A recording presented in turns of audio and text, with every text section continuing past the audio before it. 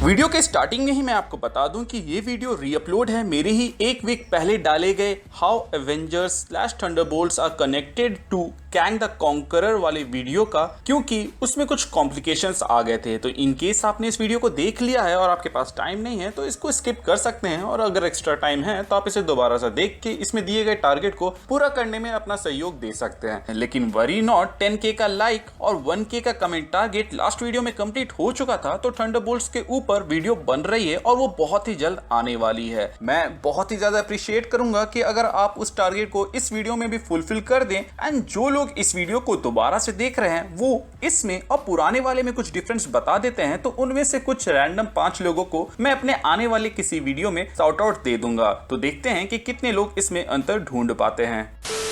Hey guys, तो स्वागत है आपका कैप्टन B2 के चैनल में, जहां आज के इस वीडियो में हम लोग बात करने वाले हैं उस टीम के बारे में जो कि हमारे एवेंजर्स की टीम को रिप्लेस या फिर कहे काउंटर करने वाली है फ्यूचर मूवी के अंदर, जिसकी फॉर्मेशन की शुरुआत falcon and the Winter soldier की सीरीज में हो गई थी। जहां इस सीन में हम वैल को कैप्टन फालतू को यूएस एजेंट बनाते हुए देखते हैं। बट जिस तरह निक फ्यूरी के ऊपर भी उसके सुपीरियर्स थे, उसी तरह वैल के ऊपर भी कोई है जो कि शायद तक कैंग द कॉन्करर या फिर उसी का कोई वेरिएंट हो सकता है। वेल, इंटरनेट में एक बहुत ही वाइल्ड थ्योरी चल रही थी कि टीवी के लोगों को अगर आप फ्लिप करके देखोगे तो वो वैल जैसा लगता है, जिसके बाद से उन लोगों ने थ्योराइज किया था कि He Who Remains and Val का कुछ ना कुछ कनेक्शन हो सकता है। जिसके बाद से एक और थ्योरी सामने आई जिसमें हम Val and He Who Remains या फिर कहीं उसके किसी वेरिएंट का कनेक्शन देख सकते हैं, जिसके ऊपर ये वीडियो बेस्ड है। इससे आपको अंदाजा हो जाएगा कि कहीं ना कहीं कैंग कनेक्टेड है एमसीयू में बन रहे डार्क एवेंजर्स या थंडरबोल्ट में। क्योंकि बॉस, इन्फिनिटी सागा में जो भी इवेंट्स हुए उसमें थैनोस सिर्फ ग्रैंड लेवल में इन्वॉल्व था, यानी कि उसका मकसद सिर्फ इन्फिनिटी स्टोन्स को लेकर आधी लोगों का सफाया करना था, जिसमें आयरन मैन 3, विंटर सोल्जर या स्पाइडरमैन की मूवीज कहानी में कुछ भी कंट्रीब्यूट नहीं करती है। इनफैक्ट अगर हम मानकर चले कि जिन मूवीज के अंदर इन्फिनिटी स्टोन्स को नहीं दिखाया गया या फिर उसका जिक्र तक नहीं हुआ, उसके होने से या ना होने से थैनोस के मेन प्लान में घंटा कुछ फर्क नहीं पड़ता। बट मार्वल का नया बिग बैड ऐसा नहीं है। ये माइनर लेवल से लेकर मल्टीवर्स लेवल तक कांड करने वाला कैरेक्टर है। एमसीयू के आने वाले सीरीज या मूवीज की कहानी कहीं ना कहीं कैंग द कॉन्करर से जुड़ी होगी, जिसमें डार्क एवेंजर्स या थंडरबोल्ट्स बहुत बड़ा रोल अदा करेंगे। एंड वो कैसे हो सकता है, इसी पर हम लोग इस वीडियो में और भी अच्छे से बात करने वाले हैं। और इसके लिए falcon and the Winter soldier, Loki series and black window के एंड क्रेडिट सीन में क्या हुआ ये आपको मालूम होना चाहिए। तो इन केस अगर आप लोगों ने नहीं देखा है तो उसे देख लीजिएगा। अगर आपको स्पॉइलर की परवाह नहीं है तो मैं आगे बताने वाला हूं तो आपको पता चल ही जाएगा। प्लस जो पॉइंट मैं इस वीडियो में बताने वाला हूं वो मैंने बहुत पहले ही, जब कोई खबर या र्यूमर तक नहीं उड़ी थी, उसी वक्त बोला था कि एक निक फ्यूरी जैसा कैरेक्टर नया टीम बनाएगा एंड येलेना को रिक्रूट करेगा। बट मार्वल वालों ने यहाँ पे करेगा को करेगी कर दिया एंड वैल को ये काम सौंप दिया, जिसको हमने falcon and the Winter Soldier में देखा था, जो कि जॉन वॉकर को यूएस एजेंट बनाती है। एंड उसी वक्त ये बात भी सामने आई थी कि वैल ब्लैक विडो में भी होगी। सो चिंता ना करें, जिन्होंने ब्लैक विडो नहीं देखा है उनके लिए यहाँ पर कोई स्पॉइलर ही नहीं है, क्योंकि ये बात आप लोगों को पहले ही से मालूम थी, क्योंकि हम लोगों ने falcon and the Winter soldier के एक्सप्लेनेशन वीडियो में ये चीज बताई हुई थी। वेल, काफी हो गई साइड बातें, अब डायरेक्ट मुद्दे पे आते हैं। So Falcon and the Winter Soldier में हमने देखा था कि वैल एक गवर्नमेंटल बॉडी वाले एरिया में आकर अपने कैप्टन फालतू को यूएस एजेंट बना देती है, जो कि उसके ओहदे को दर्शाता है। बट अगर आप ब्लैक विडो के एंड क्रेडिट देखें तो उसमें वैल से येलेना कहती है कि मेरी पगार बढ़नी चाहिए, जिस पर वैल कहती है कि मेरी भी पगार बढ़नी चाहिए।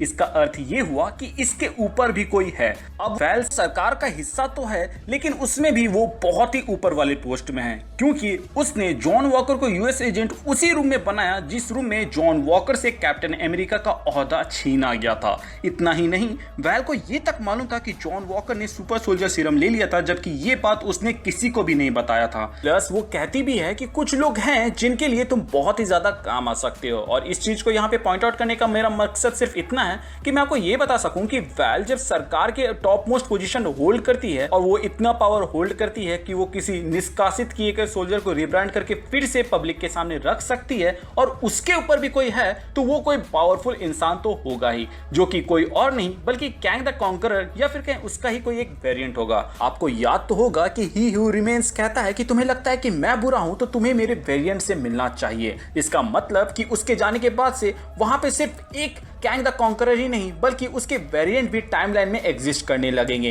एंड अगर आप लोगों ने मेरी लोकी एक्सप्लेनेशन वाली वीडियोस देखे हैं तो आप लोगों को याद होगा कि एपिसोड 5 में मैंने पॉइंट आउट किया था कि जिसको हम लोग एवेंजर्स टावर या स्टार्क टावर समझ रहे थे वो असल में कैंग टावर है, जिसको कैंग द कॉन्करर का एक वर्जन जो कि टाइम ग्लिच के कारण 21वीं सदी में फंस गया था वो खरीदता है कॉमिक्स के अंदर। तो इसका यहाँ होने का मतलब ये हुआ कि एमसीयू में भी कैंग का एक वेरिएंट 21वीं सदी में फंस जाता है और वो एवेंजर्स टावर को खरीदता है और इसको रीब्रांड कर देता है कैंग टावर से। लेकिन ऐसा करने से एक नेक्सस इवेंट क्रिएट हो जाता है जिसके बाद से टीवी वाले वहां जाते हैं और उस वेरिएंट को पकड़ते हैं, प्लस वहां रीसेट चार्जर लगा देते हैं, जिसके बाद से ये कैंग टावर वॉइड में चला जाता है, जिसके वजह से हमें एपिसोड 5 के अंदर ये यहाँ पर देखने को मिला। लेकिन ये सब हुआ था ही हू रिमेन्स के राज में, जो कि लोकी सीरीज के एंड में अब नहीं रहा। अब वहां कैंग द कॉन्करर का राज आ चुका है, तो मे बी वो अपने इस वेरिएंट को वहां ऑपरेट करने देता है जो कि एवेंजर्स टावर को खरीदता है एंड कैंग इंटरप्राइजेस को वहां पर स्टैब्लिश करता है एंड वैल उसी के लिए काम कर रही है। मुझे मालूम है आप में से 99% लोग ये उम्मीद लगाए बैठे हैं कि एवेंजर्स टावर को बैक्स्टर बिल्डिंग या फिर ऑस्कॉर्प ने खरीदा होगा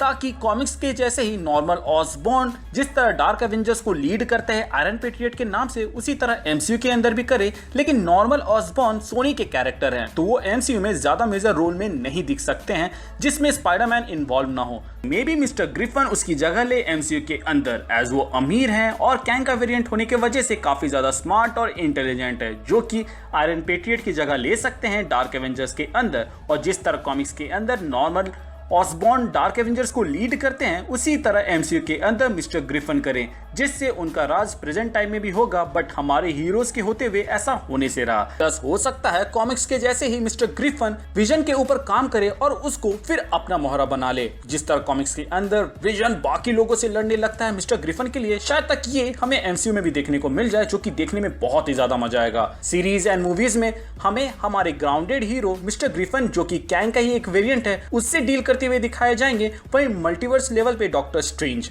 वैसे भी कैंग हमें एंटमैन एंड द क्वांटमेनिया में दिखने वाला है तो उसके और भी वेरिएंट्स भी तो हमें दिख सकते हैं। इस तरफ फाइनल क्लैश में भी मल्टीपल कैंग वेरिएंट वर्सेस हमारे न्यू एवेंजर्स हो, बट उससे पहले हमें dark Avengers versus new Avengers दिखाए जाएंगे, जहां पर अगर हम डार्क एवेंजर्स की टीम में नजर डालें तो आयरन मैन के रिप्लेसमेंट में मिस्टर ग्रिफिन का कैंग या फिर कोई और वेरिएंट हो सकता है।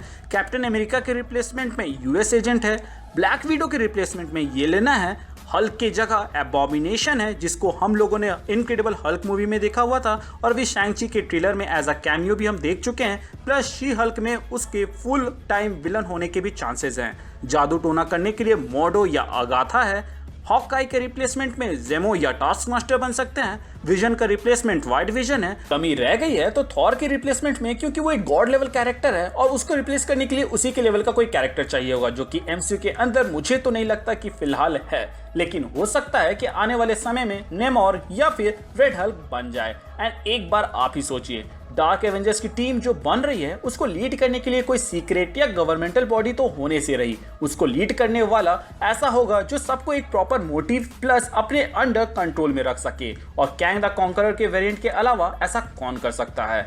मल्टीवर्स सागा के पहले फेज में हम dark Avengers versus new Avengers या फिर कई यंग एवेंजर्स देखेंगे, जिसके वजह से नए एवेंजर्स स्टैब्लिश किए जाएंगे, जैसे 2012 में पहली बार एवेंजर्स की टीम को स्टैब्लिश किया गया था। एंड एक बार जब सारे कैरेक्टर्स स्टैब्लिश हो गए तो बॉस आगे तो इतने सारी कहानी के रास्ते खुल जाएंगे कि हम सोच भी नहीं सकते। सो गाइस, आप देख ही सकते हैं कि कैसे वैल इनडायरेक्टली कैंग से कनेक्टेड है, जो कि मोस्ट प्रोबेबली कैंग के एक वेरिएंट के अंडर काम कर रही होगी। वैसे तो ये बस एक थ्योरी है just to connect Kang with Val, वरना मैं ये ऐड जरूर कर सकता था कि कैंग के अलावा डार्क एवेंजर्स को काबू में रखने की क्षमता अर्थ में डॉक्टर डूम भी रखता है, बट उसको अभी तक दिखाया नहीं गया है, इसीलिए मैंने ये नहीं कहा।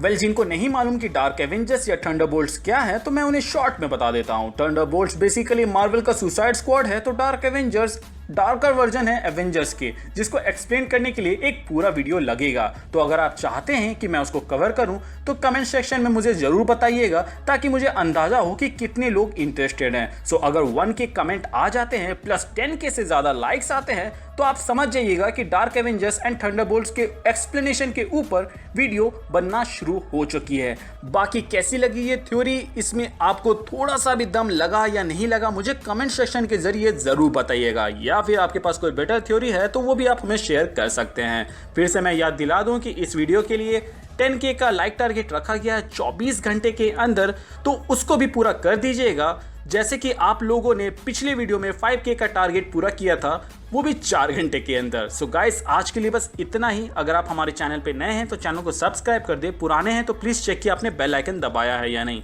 अगर आपने दबा दिया है तो वेल एंड गुड, और अगर आपने नहीं दबाया है तो उसे दबा दे, ताकि जब भी मैं कोई वीडियो डालूं उसका नोटिफिकेशन आपको जाए। इसके अलावा हमारे चैनल का एक छोटा सा मोटो है, लोगों की मदद करें, अपना ख्याल रखें एंड कीप मूविंग फॉरवर्ड का रट लगाकर आगे बढ़ते रहें।